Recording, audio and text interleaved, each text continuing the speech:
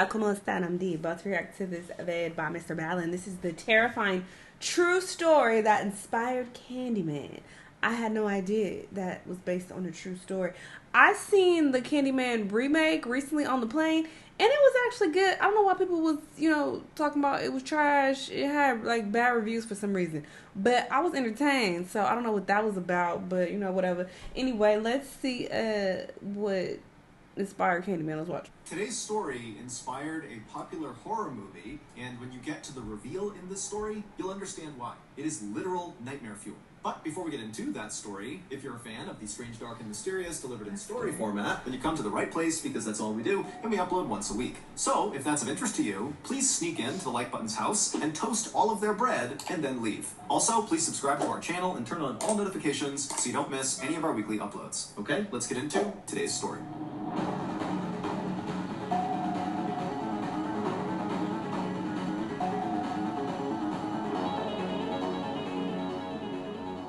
One day in early January of 1987, a very strange 52-year-old woman named Ruthie Mae McCoy walked out of her 11th floor apartment in Chicago, Illinois. Today was the day that Ruthie was going to be doing one of her self-appointed public duties. Ruthie was quite tall, and this particular day, she had on 2 pairs of pants with a dress over them. She also had her favorite long stick she was carrying. And as Ruthie marched down the hallway, she began jiggling each of her neighbor's doorknobs to see if they were unlocked. And then in between each doorknob check, she would suddenly stop and wave her stick around like it was a sword, and she was fighting off some unseen attacker. And so after Ruthie had checked 4 doors in a row that were all locked, she reached the 5th door, and when she tried the doorknob, it was unlocked. And so without any hesitation, Ruthie pushed the door open, she stepped inside and began yelling, "Hey, look at me, I'm inside of your apartment!" And the woman who lived in this 5th apartment was in her kitchen making dinner at the time, and when she looked up and saw Ruthie barging into her apartment, she wasn't scared. She was just totally annoyed. She rolled her eyes and then began yelling at Ruthie to get out now. But, as always, Ruthie didn't listen. And before long, Ruthie had moved from the doorframe into the apartment, into the kitchen, where she was waving her stick around wildly and berating this young woman for leaving her front door unlocked in this very dangerous apartment building. The young woman yelled at Ruthie a few more times to try to get her to just leave, but Ruthie didn't budge, and so eventually this young woman picked up the phone and called 911. It would turn out the 15-story apartment building that Ruthie and this young woman and all of their neighbors lived in was indeed a very dangerous place to leave your front door unlocked. In fact, at the time, in the late 1980s, this particular apartment building was considered to be one of the most dangerous places in all of Chicago, with a murder occurring there nearly every week. Gangs basically ruled the building, which was totally falling apart and totally decrepit, and had these long, dark hallways that thieves and killers could hide in. And so Ruthie wasn't wrong in trying to get her neighbors to keep their doors locked, but her very hands-on approach to delivering this message was never met with appreciation from the people who lived on her floor. Instead, her neighbors viewed Ruthie as potentially more hazardous than anything Ruthie was trying to protect them from. However, in reality, Ruthie was not a threat to her neighbors. She was just totally mentally unstable and basically afraid of everything. For example, whenever Ruthie got mail, she would just assume that it was terrible news and most likely about someone coming to take all of her money. And when Ruthie was out in public, which was quite rare, she was so scared of strangers that whenever she passed them, she would just yell out obscenities at them to keep them away. And then also, when Ruthie was in public, she never ate because she was afraid strangers were going to literally run up and take. He is describing a crackhead in so many different ways. Just come out and say what it is, brother. Her food. Because crackheads, they don't be eating. This 5th apartment that Ruthie has barged into, Ruthie was busy berating this young woman about her unlocked door when the police did finally show up, and they dragged Ruthie out of the apartment into the hall. The police, by this point, knew Ruthie really, really well, and they were not about to arrest her. They knew she was harmless, but just kind of out of her mind. And so, like they always did in this situation, they told Ruthie to leave her neighbors alone and just go back into your apartment and mind your own business. And Ruthie usually would mutter something under her breath about needing to increase the security in this building, but she would eventually do as she was told, and she would go back home. And that was basically Ruthie's life in a nutshell. Constant fear and paranoia from living in this totally dangerous apartment building, exacerbated tenfold by her very poor mental health. But Ruthie was not content with her life. She, like virtually everybody else in this high-rise apartment building, wanted to get out and live somewhere else and have a better life. But Ruthie, like virtually everybody else living in this high-rise apartment building, did not have enough money. and so she was trapped there. But then, in February of 1987, so 1 month after busting into that woman's apartment, Ruthie got incredible news. She had recently begun going to a day program for psychiatric care at a local hospital, and the staff there had really taken a liking to her, and they were going above and beyond trying to help Ruthie kind of get her life together beyond just her mental health. And so one of the things they were doing with her was helping her apply for various government programs like disability payments. And so that month, in February, Ruthie found out that the application they had sent off for her was approved, and so Ruthie was entitled to disability payments, which meant right away she would get a check for $2,000, and then every month going forward indefinitely she would get a payment. It wouldn't be $2,000, but it would be a lot of money. Ruthie was beside herself. She could not believe her luck, and she now knew that with this money she'd finally be able to move out of that terrible apartment. Even before the money began coming into Ruthie, she was already looking for a new place to live. And as she did this, all she could think about were her two beloved grandchildren, a little boy and a little girl. They were the only people in the world, it seemed, to Ruthie that really accepted her and just loved her unconditionally. And so whenever Ruthie would go visit her grandkids, the three of them would sit on the ground and just play together for hours and hours. But to that point, Ruthie's grandkids had not been allowed to visit Ruthie at her apartment because it was too dangerous. But now that Ruthie was going to move into someplace much, much safer, she knew that was going to change. She was going to see her grandkids so much more often. And this made Ruthie so happy.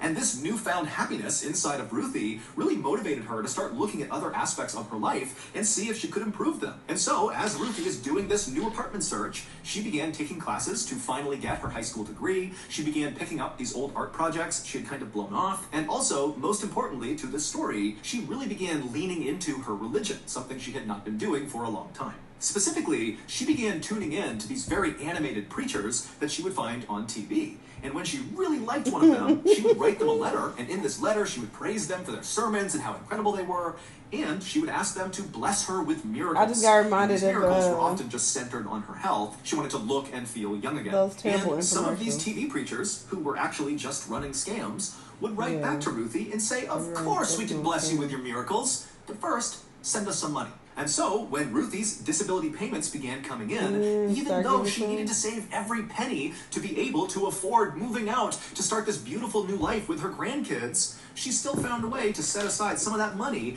and sent it off to these TV preachers. And soon, these preachers were sending things back to Ruthie. Things like a blessed piece of wood for her to sleep on, or bottles of water said to be from the Holy River Jordan. These spiritual... I feel like I talked about this before, but there's an infomercial. I think you could even YouTube it, but they sell like miracle water, and it's the most ridiculous shit I've ever seen in my life.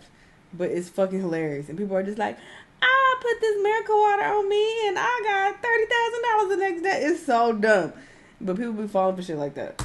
Items were often accompanied with a letter from these preachers telling Ruthie that in order for them to fulfill her miracles request, she would need to keep these spiritual items close to her and also send us some more money. And so Ruthie did as she was told. And after sending off all this money, she would excitedly wait inside of her apartment for her miracles to come true. And while she waited, she began tacking up all these newspaper articles all over her apartment of these people who miracles had happened to them. That supposedly God had fixed their teeth or eradicated a tumor in their brain or cured them of cancer. And in all of these stories, the person who the miracle happened to would describe looking in the mirror one day and just looking different. And that was the moment they knew that this miracle had occurred. And so Ruthie, believing this was bound to happen to her any day because she was working with these TV preachers, began going to her bathroom mirror all the time and just looking at herself, looking for some visible change in her appearance that would indicate one of her miracles had come true. But by April 22nd, so roughly a month after finding out she was going to be receiving these payments, and this was about 2 weeks before she was set to actually move out into her new place, Ruthie had still not seen any sign in the mirror that she had changed, and so she believed these miracles had not happened yet. But something else had begun happening when Ruthie was in the bathroom looking at herself in the mirror, and that was she would hear somewhere off in the distance the sound of someone talking to her. It was almost like they were whispering to her, but she couldn't quite tell what they were saying. Now, Ruthie wanted to believe that these disembodied voices had something to do with her miracles coming to fruition, But Ruthie was naturally a very now let me stop. paranoid I'm being and stupid. scared I don't know if this person, lady was a and so she crackhead or couldn't not. help but be a little bit I'm being scared dumb. of these voices. And so that afternoon, when Ruthie was on the bus headed back home after a doctor's appointment, she told a friend on the bus about these strange whispers she was hearing, and Ruthie would also say that she felt like these whispers meant that somebody was out to get her. Now, Ruthie's friend knew Ruthie really well, and this just wasn't unusual behavior for Ruthie. Ruthie routinely thought people were out to get her, and she talked about hearing voices before in the past. And so this friend told Ruthie that, you really should tell someone about this. But deep down, this friend was not that concerned. This was kind of normal Ruthie behavior, and this couldn't be a big deal. However, it would turn out to be a huge deal. Today's video is sponsored by NordVPN. As many of you may have already heard, our beloved swearatawalrus.com is now officially slash Mr. Ballin or slash Mr. Ballin or Mr. Ballin slash Mr. Ballin. And it's risk-free with Nord's 30-day money-back guarantee. That's NordVPN. Ain't that some shit?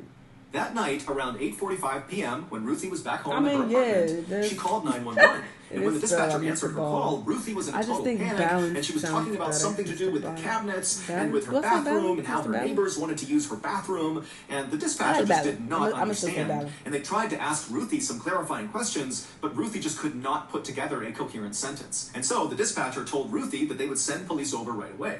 And then afterwards, the dispatcher would put out to the officers in the area that, hey, Ruthie McCoy seems to be having some sort of argument with her neighbors over cabinets. I don't really know, but someone needs to when the officers got that call, they were not quick to respond. They knew Ruthie. They knew that this was likely nonsense. But 15 minutes after Ruthie called 911, 911 got another call from somebody else inside of Ruthie's apartment building, and they were calling to report hearing loud noises coming from inside of Ruthie's apartment. And so at this, the police did act quickly. They rushed over to the apartment building, they went to the 11th floor, they went to Ruthie's door, and they began pounding on her door because it was locked. But Ruthie didn't come to the door, and it was totally silent inside of her apartment. And so at some point, the police called back to dispatch and asked them to call Ruthie on the phone she had just used 15 minutes earlier to call 911. And so these police officers are standing right outside of Ruthie's door, and they're listening to the sound of Ruthie's phone ringing inside of her house, but Ruthie didn't answer it. And again, the apartment stayed totally quiet. And so the responding officers turned around and began walking down the hall and knocking on other people's doors and began asking them, hey, did you hear any loud sounds coming out of Ruthie's apartment?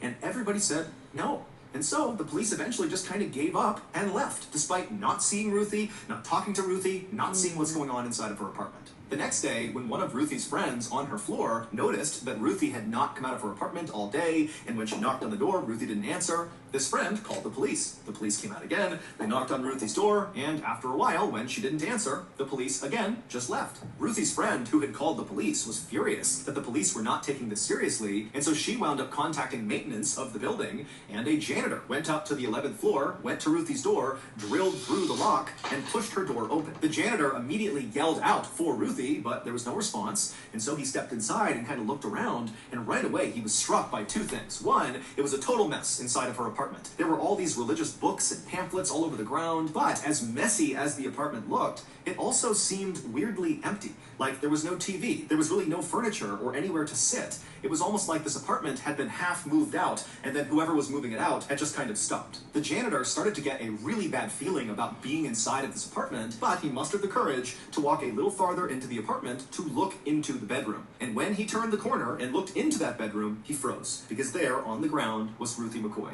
She was lying on the ground in a pool of her own blood. She was dead. The police were called, they came out, they walked around to her apartment, and they concluded that this was kind of an open and shut case. Ruthie must have opened her door for the wrong person who came inside and killed her. Remember, this apartment building saw one murder nearly every week, so this really was kind of routine. And just a couple of days later, the police would arrest a 19-year-old living in this apartment building named Edward Turner because he was found to be in possession of Ruthie's TV. Edward did not admit to doing anything, but the police assumed that, he must have tried to rob Ruthie, and in the course of this robbery, perhaps Ruthie had tried to fight back, at which point Edward had overpowered her and killed her. But the police did suspect that there was at least one other person involved in Ruthie's murder, so they did keep investigating. And then in June, so about a month and a half after Edward was arrested, the police began hearing this very disturbing rumor about the building where Ruthie had lived. At first, the police completely dismissed it because it sounded totally made up. But when it kept coming up over and over again, whenever they interviewed anybody in this building about Ruthie's murder, the police finally decided they had to at least look into it in order to confirm that it was not true. However, when the police looked into this rumor, they would discover that it was true, and it absolutely played a role in Ruthie's murder. Back on the night of April 22nd, 1987, so the night that Ruthie called 911 in a panic, saying something about her cabinets and her neighbors and her bathroom, well, what had really happened is Ruth was home around 8:45 when she heard this loud banging sound coming from her bathroom. And then before she could go over and inspect the bathroom, her bathroom door flung open, and standing in the doorway was this dark, tall figure who just suddenly took off running through her apartment, out her front door, out into the hallway. Ruthie was so startled she had no idea what to make of it. She knew that sometimes she saw things that weren't real, and so she likely struggled to figure out, did that really happen? Am I dreaming? Am I hallucinating? What's going on? And so with all these thoughts going through her head, she called 911 to get help, but she couldn't quite describe what had even happened. And so that's why she began rambling about how her neighbors wanted to use her bathroom and the cabinets were somehow involved. It was all very confusing. And so the dispatcher obviously didn't understand what was going on, but they told Ruthie, okay, I'll pass this along and the police will be out soon. And so as Ruthie is waiting for the police to show up, she wanders over to the bathroom where this dark figure has appeared, and she walks inside and she looks at where her mirror had been above her sink. The mirror that she had spent so many hours looking into, hoping for signs of a miracle, and the mirror was gone. And in its place was this big dark hole on the wall, almost like an entrance to a dark tunnel. And as Ruthie is staring at this void, she sees these two dark hands emerge from underneath that come out of the hole and grip onto her sink. And then eyes pop up and a man's head pops up, and then he uses his arms, which are clutched onto the sink, to pull himself up and out of the hole in her wall, where he plopped down on the bathroom floor and then stood up and stared at Ruthie. And then everything after that point would have happened really fast. Ruthie likely began screaming, at which point the first man, the dark figure that had run out into the hallway and prompted Ruthie to call 911, he must have heard Ruthie screaming, and so he came running back in through the front door into Ruthie's apartment with a jacket over his head, and then at some point he or the other man who had come out of the hole in the wall yelled at Ruthie to get down on the ground. Maybe she didn't comply, maybe she did, but after that, 4 gunshots rang out. All 4 shots hit Ruthie. However, these 4 shots did not kill Ruthie right away. And so Ruthie was very alive as these 2 men stole her TV, they stole her rocking chair and some other things, and Ruthie was almost certainly still alive when the police did finally show up and began knocking on her door and calling her phone, but she was bleeding to death. She couldn't move, she couldn't make a sound, but the police just abandoned her, at which point she did die. It would turn out that disturbing rumor that the police heard about this apartment building was that apparently people in this building had learned that you could pull off your mirror inside of your bathroom and literally climb into the walls. And from that point, you could basically wander all over this building and then punch other people's mirrors in their bathrooms in, and then climb through that hole and do whatever you wanted to the people inside of that apartment. Wow. And so when Ruthie began hearing those whispers when she was in her bathroom looking at the mirror hoping for a miracle, those were the sounds of thieves and killers and criminals slinking about her wall. Detectives speculated that the 2 men who killed Ruthie likely found out about her disability payments and decided to rob her. However, the 2 men that police arrested, the 19-year-old Edward Turner, who was found in possession of her TV, and this other man who was also arrested, were ultimately acquitted because there were so many people crawling through the walls all day and night inside of this building that there was no way to prove that those 2 were the ones who actually went in and killed Ruthie. To this day, no one else has ever been charged with Ruthie's murder. What happened to Ruthie became the basis for the very popular horror movie called The Candyman, starring Tony Todd. So, that's gonna do it. If you got something out of... Wait, refresh my memory though, because I don't remember exactly. Niggas was climbing through mirrors in the original Candyman? Okay, I guess. I guess. Sure. I would have to go back and watch the original Candyman. I haven't seen it in many, many years. So I can't say for sure. But I do remember being scared, you know, of watching it. For sure. But I just remember the Candyman and, you know, people saying his name in the mirror and bees and a hook for a hand. That's all I recall. But yeah, that's real fucked up and creepy. Niggas climbing through walls and shit to rob people. They did not have to shoot that woman. She was an older woman. Why did y'all shoot her? And 4 times at that? The fuck? Just push her down and take her shit. Like, what are we doing? Wild. R.I.P. to this woman. Fucked up. Y'all let me know what y'all thought, though. Let me know what other videos you want me to watch, and I'll see you on the next one. Bye!